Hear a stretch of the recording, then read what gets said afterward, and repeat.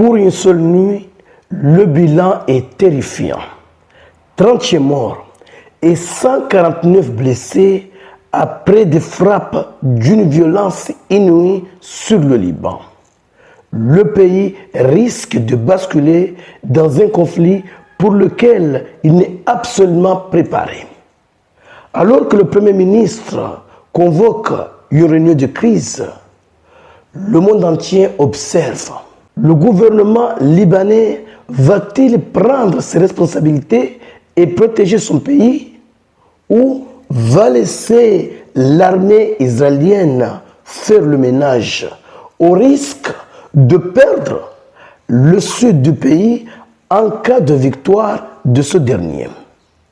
Messieurs, la réponse à cette question a de multiples conséquences, quelle que soit laquelle. Et c'est de cela que nous allons aborder en profondeur de cette vidéoconférence. Mais avant d'aller en profondeur, partagez cette vidéo au maximum pour faire en sorte que ceux qui ne sont pas encore abonnés puissent également bénéficier de ces informations. Allons-y directement dans les détails.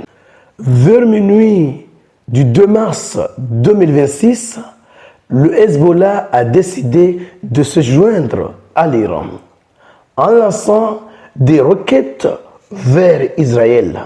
Et la réponse a été rapide, comme si Israël s'attendait à ça. Messieurs, maintenant que le Hezbollah a décidé de rentrer dans l'Iran, c'est maintenant que le conflit va s'intensifier, puisque Israël sera obligé de faire le ménage au Liban.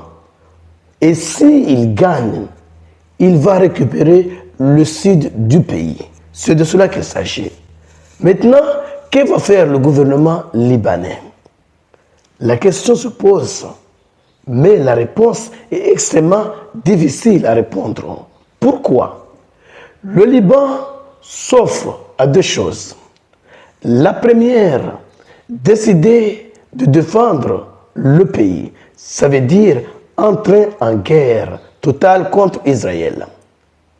La deuxième, laisser le Hezbollah se battre seul avec Israël.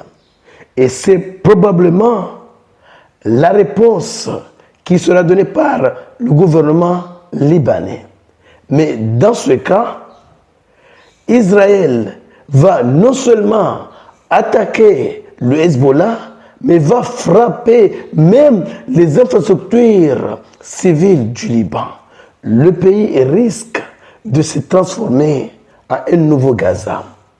En tout cas, dans les deux sens, Israël va faire le ménage. Mais maintenant que le Hezbollah est rentré dans la danse, que va-t-il changer? Beaucoup de choses. Pourquoi? Le Hezbollah possède un grand stock de missiles et de roquettes. Et surtout, le Hezbollah se trouve à la frontière israélienne. Et cela change tout. Et probablement avec des tunnels qui mènent directement à Israël. Donc, ils auront la possibilité même de lancer des unités au sol. Maintenant que le Hezbollah va commencer à passer aux choses sérieuses, Israël sera soumis à une salve de requêtes chaque jour, chaque heure. Bien sûr, parce que qu'est-ce qui se passe maintenant? L'Iran est en conflit général avec Israël, les États-Unis et d'autres acteurs. Mais si l'Iran tombe, même si le Hezbollah n'avait pas pris place à ce conflit, Israël allait quand même s'attaquer au Hezbollah après ce conflit. Donc, on peut dire que le Hezbollah n'a pas le choix. Première chose. Deuxième chose, lorsque l'ancien secrétaire général du Hezbollah a été éliminé, qu'avait fait l'Iran? L'Iran avait lancé des missiles en Israël. C'était la deuxième fois que l'Iran a décidé d'attaquer Israël. Et en réponse, Israël a attaqué l'Iran. Et maintenant que le guide suprême a été éliminé, le Hezbollah ne pourrait pas rester les bras croisés, même s'il ne voulait pas entrer en conflit. C'était déjà une décision automatique pour ces milices. Mesdames, chez messieurs, le Moyen-Orient est sur le point de s'embraser. Oui, le Moyen-Orient est sur le point de s'embraser. Si vous ne voyez pas les pays du Golfe comme les Émirats arabes unis, le Koweït, etc., frappez l'Iran parce qu'ils ont peur que l'Iran frappe jusqu'à leur palais et fait tomber leur régime. Sinon, depuis que l'Iran a commencé à frapper ces pays seraient déjà entrés en conflit avec l'Iran. L'Iran est en train de faire les choses comme si il possède quelque chose de très important qui va dissuader tout le monde après. Ou comme si il n'a rien à perdre. Mais dans tous les cas, l'Iran se trouve dans l'obligation de montrer ses muscles. Parce que si l'Iran ne montre pas ses muscles maintenant, même si le régime arrive à survivre, oui, dans ce conflit, les États-Unis pourront revenir d'ici 2 ans ou 3 ans pour frapper le régime encore une deuxième fois.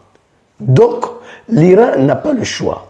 Pour bien vivre, pour avoir une stabilité complète, ou en tout cas une stabilité longue, l'Iran est obligé de mener ce conflit à bien jusqu'à ce que ses ennemis ressentent la douleur et réfléchissent plusieurs fois avant de l'attaquer. C'est de cela qu'il s'agit. Alors, chers dames, chers messieurs, partagez cette vidéo au maximum. C'est pour faire en sorte que ceux qui ne sont pas encore abonnés puissent également bénéficier de ces informations. Et surtout, restez connectés pour la suite des événements. Merci.